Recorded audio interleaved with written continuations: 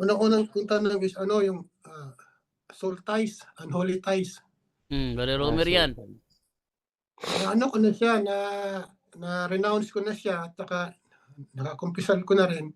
Ang tanong ko, yung mga bigay sa akin ng ex ko na mga gamit, marami, mga damit, sapatos. Surrender mo yan. Oh, hindi ko na pwedeng suotin yan, di ba? Hindi na, hindi. Oh, Kung maaari nga, surrender mo na eh. Isole mo na eh. Kung ayaw tanggapin, isunugin mo. hindi rin tatanggapin. Hindi na rin niya tatanggapin. Brother Romer! Sagutin mo, Brother Romer. okay bro, so magiging useless yung pag-ano mo, no? Prayer mo ng renouncement. Kung for example, hindi ka nagkumpisal, hindi mo pa sinurrender yung mga gamit mo. Kasi ang gamit ng mga ex mo, kasi meron akong pasyente na nagre-renounce siya, palagi siyang nagre-renounce, pero palagi pa rin nagpa-pop up sa utak niya lahat ng mga pangyayari, lahat ng ano, hindi talaga na i-erase. Palagi pa Ganun rin din siyang sa akin, naghahanap. nagpapapap up din. Oo, hindi pa rin siya palagi pa rin siyang naghahanap sa kanya. So, anong ginawa niya? So, break niya, kahit na i-break mo bro, tapos hindi mo sinunog, nandun pa rin, parang ginawa mo museum, yung mga ganyan, nilagay mo lang, dinisplay. So, useless yung ano mo, yung pag-break. Walang breaking na nangyayari kasi ang totoong breaking niyan, once na nasira mo yung bagay na yan. So, kapag ganoon, na nasira mo yung pasyente ko, nung sinira niya, alam mo ang milagro na nangyari, biglang nag-chat yung GF niya. Tapos naghingi ng patawad. Bawat isa sa kanila merong ano reconciliation. So grabe yung grasya na pag-break niya, pagkagabi biglang nag-pop up yung nag-ano talaga, nag-chat sa kanya, nanghingi ng sorry. So both sa kanilang dalawa nawala yung galit. So yon, natulungan din niya, nabigyan niya din ng ano prayer ng ano results. So grabe yung milagro hanggang ngayon. Alam niyo, totally healed talaga. Nawala lahat, patuloy na siya sa pamilya kasi ito, ang soul tie is a spiritual bonding yan of one spirit and soul to another person or system.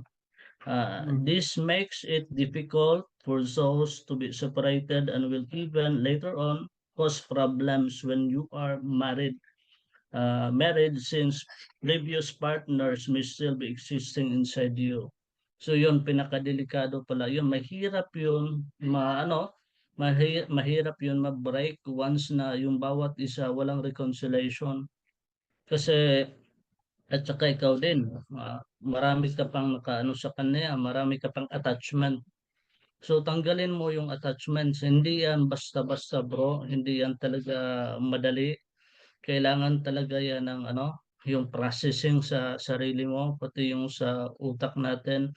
Punuin mo ng ano, punuin mo ng positive. Kumpisal mo yung mga kung meron kayong nangyari sa bawat isa, ikumpisal mo. Tapos yung patuloy ka na mamuhay sa kabanalan. Kasi grabe yung bandage niya yan bro. Hindi yan basta-basta. Kasi nasa 1 Corinto 6:16 na or do not you know that uh, he who is joined to a prostitute becomes one with her, whereas it is written, the two will become one flesh. So magiging dalawa kayo na body dahil sa kasalanan yan bro ha.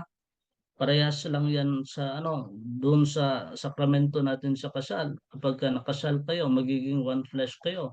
Pero dito sa kasalanan, magiging isa din kayo. So kailangan talaga yung i-break. Lahat ng mga ano, lahat ng mga gamit yan, bro. Kuhanin mo talaga, i-break mo, cellphone mo ba yan. So kung aso naman, wag mong patayin kasi against yan sa ano natin yung cruelty sa animals. So, kailangan talaga natin na i-break lang yung mga hayop na, for example, yung ibon ba or aso ba, i-break mo tapos i-surrender, ibalik mo kung ayaw niyang tanggapin.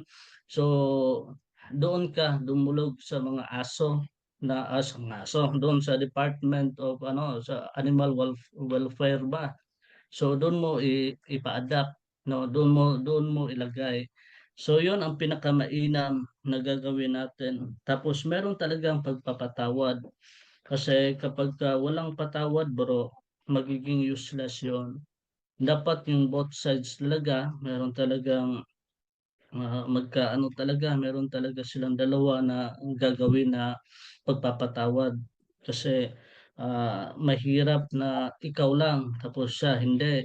Kung hindi mo na talaga maano, hindi mo na talaga mahagilap, so ikaw mismo ang magpatawad.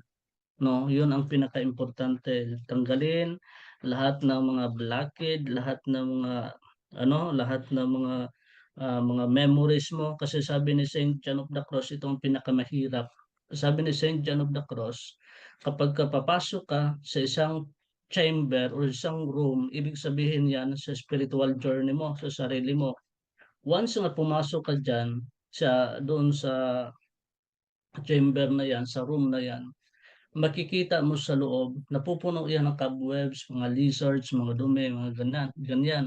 So anong gagawin mo? Linisin mo yan at saka pinturahan mo ng white. Dapat white na yan, na white na white. Ibig sabihin, yun sa memory. Dapat totally talaga daw na wala. Mawala yun lahat. Paano mawala? Sa pamamagitan ng yung sa mortification of senses. Tanggalin mo lahat yun kasi yun ang gagamitin ng demonyo pala. Kahit na nakumpisal na pala natin yan, gagamitin yan ng demonyo. Yung ano na yan, yung yung mga memories natin, inaano nila yan, yung pinoproject nila yan doon sa utak natin para palaging presko yan sa ating sarili. Para bang ano, sugat. Na yung sugat na yan, kapag hindi mo yan ginamot, na nilagyan ng bandage, lalangawin yan palagi. So yung wound na yan, palagi yang presko. So yun ang ginagawa ng demonyo, na palaging presko yung wound, tapos maalala mo kahit na 50 years na pala yung dumaan, kahit na 20 years, 50 years na dumaan na yan, pero presko pa sa isipan mo. Yun ang demonic obsession. Tinitira ng demonyo yung ano natin, from the inside, yung ano nila, target nila, yung memories natin. Pinoproject nila yan palagi. Kahit na ano bro, kahit na anong memories. Ikaw lang nakakaalam sa mga memories na yan. So palagi niya yung ano, pinapop up doon sa utak mo. Palagi yan. Halos araw-araw, may isipan mo talaga siya. Maalala mo talaga siya palagi.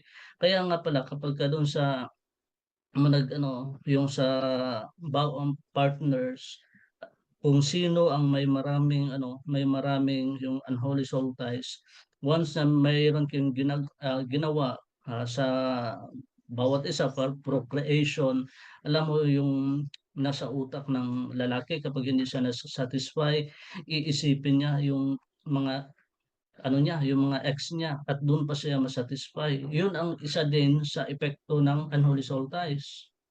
Ang daming nangyayari yan. Kaya pala yung mga lalaki, hindi sila masatisfy, maghahanap pa sila ng iba. Yun ang nangyayari bro. Ang dami ko ng kaso na ganyan.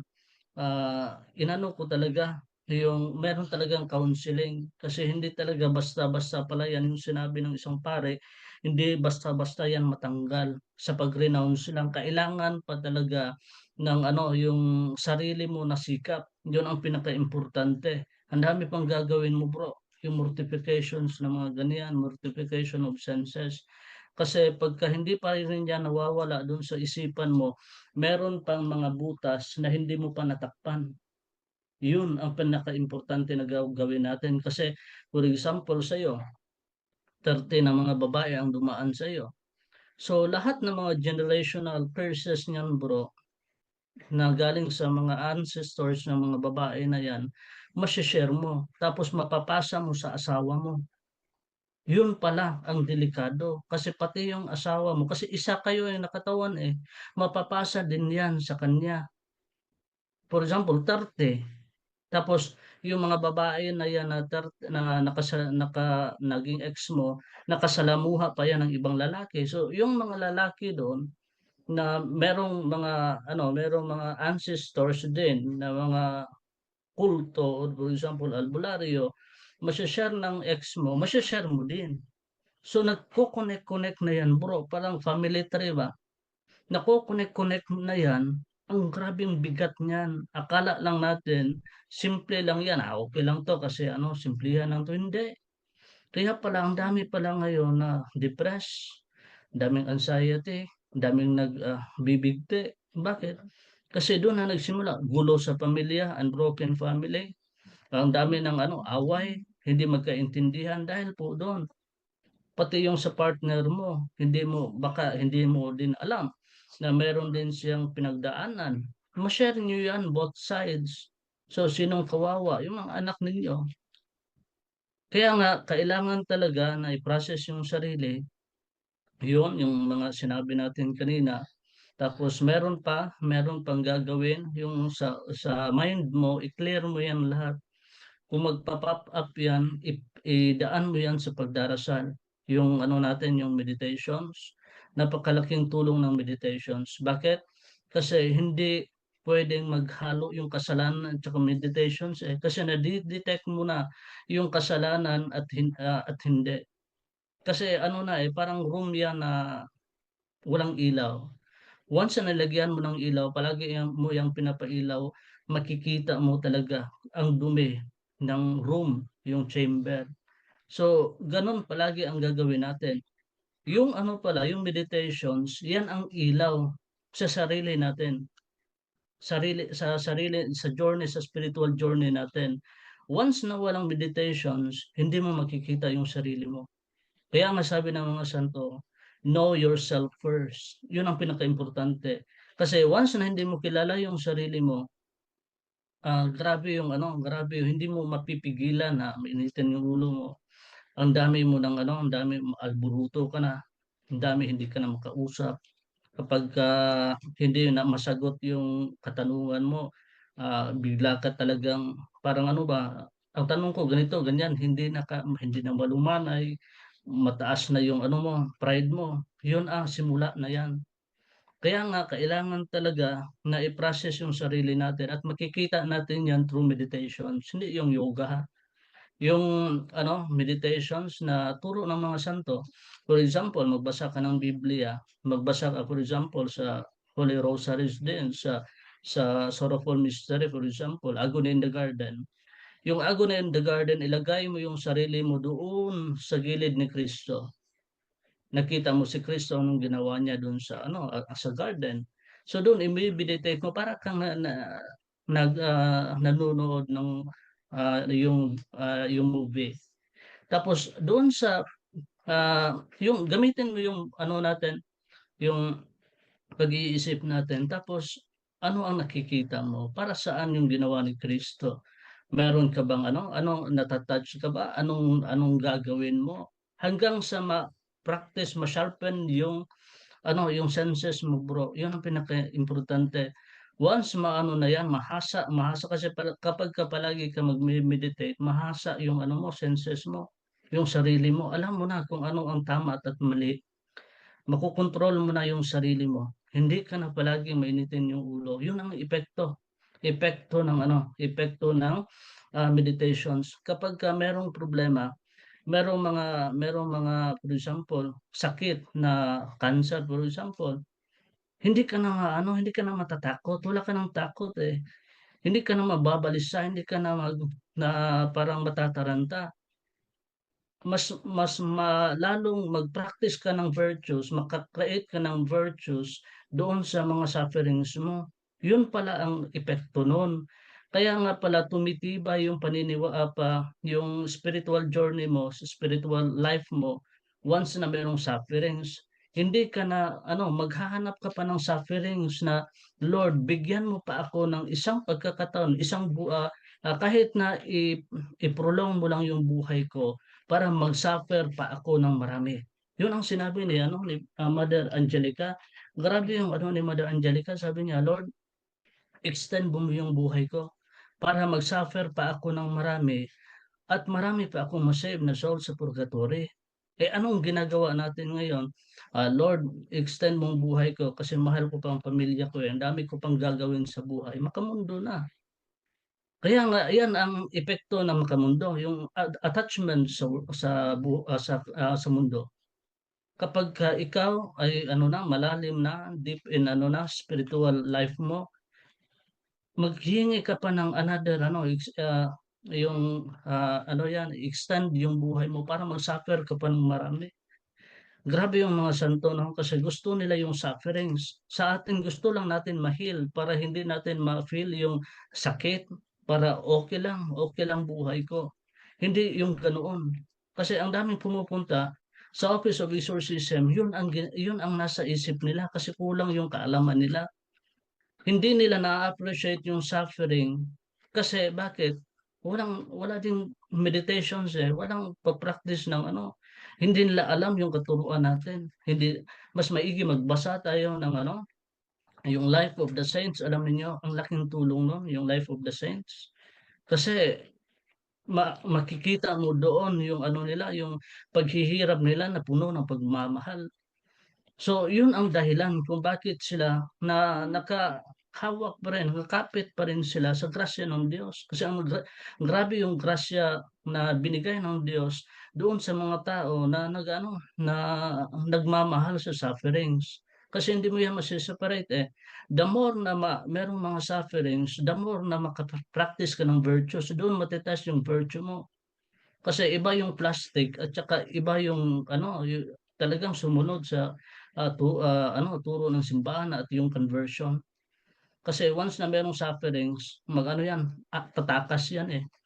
Kaya nga, yun, pinindigan natin kasi nandito pala sa Sirach 4:28. Paki bro? Meron ka Sirach bro? 4:28? Genre. Ano bro? Sirach 4:28, ito ang pinaka-paborito ko na Sirach 4:28. Sirach 24:28. Ay, 4 ba? 4:28. Sirach 4:28 pala. 24, bakit 24 yung sa akin? Sirach 4:28. Ipakipaglaban mo ang katotohanan hanggang kamatayan at ipaglalaban ka ng Panginoong Diyos. Yun ang pinaka-importante. Kahit na sa kamatayan, yun nga, yung kanina, yung binanggit ko, na na panindigan natin yung turo ng simbahan hanggang sa kamatayan. Panindigan natin kahit na yung mga sufferings natin, laking tulong yan. Kahit na yung masakit lang ulo mo, Hanggang kamatayan inoffer talaga, mo no? yan sa Diyos. O inoffer mo yan sa Diyos na may pagmamahal. Grabing merit niyan. Kasi alam natin, mga kapatid, alam ninyo, yung sufferings, kapag ayaw mo sa sufferings, kapag for example, kukuha ka ng bangko, idipa mo yung kamay mo na may nakahawak na bangko na mabigat. Kaya mo ba yan hanggang dulo? Hindi. Pero once na embrace mo yung bangko na yan na mabigat, kaya mo or hindi hanggang dulo? Kaya mo. Bakit? In-embrace mo eh. Nilagay mo doon sa dibdib mo. So ganun pala ang pamamaraan sa sufferings. Yung cross natin, once na yakapin natin yung cross natin, hindi na yan mabigat. Pero pagka ipalayo mo yan, hindi mo yan matatapon eh. Nasa iyo na yan. Kapag ipalayo mo yan, palaging nakadipa kasi pinalayo mo, ayaw mong i-embrace, mabigat. Kaya ang mga ngalay ka talaga. So kapag hinawakan mo yan, in-embrace mo yan ng mahigpit hanggang dulo, kaya mo talaga. Kaya nga, ito ang pamamaraan sa pag-process natin sa unholy soul ties. Hindi lang sa unholy soul ties, pati na yung mga harassment ng demonyo na tolerable, for example, retaliation, tanggapin nyo yan ng buong pagmamahal. Ang dami ngayon na bro, hinaras ako bro, hindi ako makatulog. Ito, mayroon ng gumagapang sa katawan ko. Alam niyo mga kapatid, ang laking tulong nun. Bakit? Yun pala ang sign sa pag-purify ng yung kaluluwa natin. Once na in-offer mo yan, ang laking tulong yan, ma-purify yung sarili natin, yung kaluluwa natin. baka para kang kwites, diretso ka na sa langit kapagka hindi mo na madadaanan yung purgatory dahil minahal mo na yung sufferings, eh. So, yun ang pinakaimportante. So, kahit na may retaliations man, huwag kayong matakot at daming nagcha-chat sa akin, "Bro, ganito, ganyan, may gumagapang na naman, meron na namang, bumubulong." I-offer natin yan sa Diyos. Yun ang pinakaimportante doon kasi kung hindi ka na hinaharas, malaking question na yon. Baka kaibigan ka na ng demonyo. Kasi yung mga tao na wala na sa kamay ng demonyo, nasa kamay na ng Diyos, yun ang hinaharas. Kaya magpasalamat tayo sa Diyos kung nakapunta na tayo sa Office of Exorcism, tapos hinaras ka pa rin, i-offer mo sa Diyos yan. Kasi ang laking tulong niyan. Kasi yan ang sign na nakatakas na kayo sa kamay ng demonyo. Kaya nga yun ang pinakaimportante. Ang dami talagang hindi nakaintindi niyan.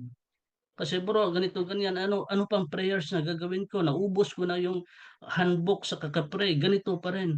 Yan ang hindi nila naiintindihan talaga. Gusto nila na mawala yung suffering sa buhay nila, okay na yung buhay nila. Mas yun ang gusto. Sa mga kapatid, wag ganoon. Kailangan talaga na embrace natin lahat, harassment man yan ng demonyo, retaliation man yan, yan ang sign na effective yung prayers natin. Yun ang sign na ma-purify yung soul natin. Kaya matuwa tayo sa lahat ng mga pagsubok sa buhay, kahit na hanggang kamatayan pa, hanggang dulo, wag nating kumapit tayo palagi sa Diyos. Yun ang pinakaimportante. Yung mga unholy soul ties, natin na yan, yung bayaran natin yung sa mortification of senses, napakalaking tulong noon. Kung gusto mo palaging manunood ng mga telenovela, for example, mortify yung senses mo, huwag ka nang manood. Yung dila mo, kung gusto ng palagi ng matatamis, gusto palagi ng maalat, gusto palagi ng mga masasarap, i-mortify mo yan. Huwag kang mag-asin, for example. Kung gusto mo yung kamay mo palaging palaging merong mga bago na mga gamit, i-mortify mo yan.